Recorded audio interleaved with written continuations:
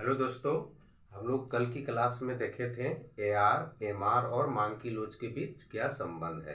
तो हम लोग कल की क्लास को थोड़ा सा दोहराते हैं, उसके बाद उससे संबंधित हम लोग मैथ का क्वेश्चन भी देखेंगे। तो फर्स्ट में हम लोग देखे थे एआर।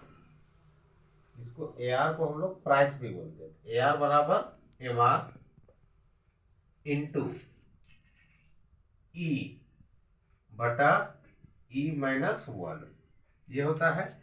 सेकेंड था एम आर, जिसको मार्जिनल रेवेन्यू बोलते हैं। तो M R equal to A R into E minus one by E, ये। और एक और था थर्ड में ईडी।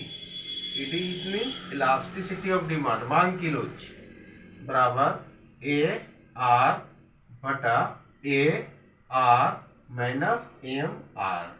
ये हम लोग तीन फार्मूला पढ़े थे दोस्तों लास्ट क्लास में। हम लोग ये तीनों को यानी कि ए आर, एम आर और मांग की लोच के जो संबंध है, ये तीन फार्मूला के द्वारा दिखाया या दर्शाया जाता है। तो हम लोग इससे संबंधित आज हम लोग मैथमेटिकल क्वेश्चन देखेंगे, और इस तरह हम लोग डे बाय डे छोटी छोटी मैथमेटिकल क्वेश्चन से आगे बढ़ते जाएंगे और अच्छी तरह से समझते जाएंगे। तो देखते हैं हम लोग इस फार्मूला से संबंधित कैसे क्वेश्चन बनता है। यदि क्वेश्चन रहेगा, यहाँ क्वेश्चन है, यदि किसी वस्तु का कीमत 50 रुपया है। कितना है? 50 रुपया है, और इसका मार्जिनल रेवेन्यू है 40 रुपीज, 40 रुपया है। तो हमको ईडी निकालना है। ईडी इक्वल टू व्हाट, यानी कि इस फॉर्मूला पे बेस्ड है। तो हम लिखेंगे ईडी इक्वल टू, फार्मूला क्या होता है? A R by A R minus M R. तो इस फार्मूला को हम बैठा देंगे। A R it means price. हम लोग ऊपर देख चुके हैं, ए आर को हम लोग प्राइस कहते हैं, कीमत कहते हैं। तो ए आर के जगह में हम लोग क्या बैठाएंगे? कीमत को बैठाएंगे।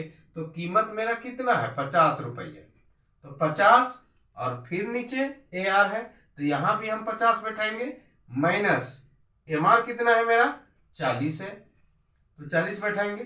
अब हम देखते हैं, ऊपर 50 है तो उसमें कुछ हमको काम नहीं करना। नीचे 50 माइनस 40 है, तो हम 50 में 40 घटाएंगे तो कितना आएगा? 10 आएगा। अब इसको हम काट देंगे, 10 बचे 50। तो मेरा जो ईडी है, ईडी इक्वल टू क्या वैल्यू आया? 5 रुपये, यानी कि वैल्यू 5 आया। मेरा मांग की लोच कितना आया?